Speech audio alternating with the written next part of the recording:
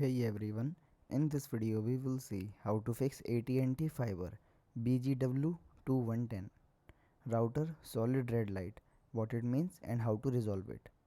A solid red broadband light on that AT&T BGW210 usually mean the gateway is not receiving a broadband or fiber signal. So fixes are: check for an AT&T service outage. Check if your neighbors also have no internet.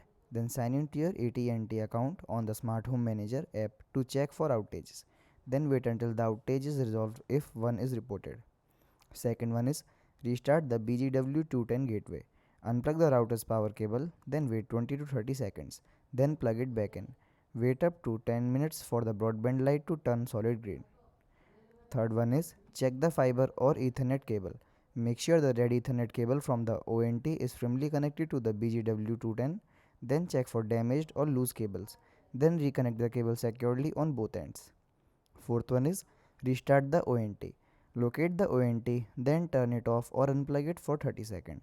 Then turn it back on and wait for the ONT light to become normal. Then restart the BGW210 after the ONT is fully powered on. Last one is check the ONT status light.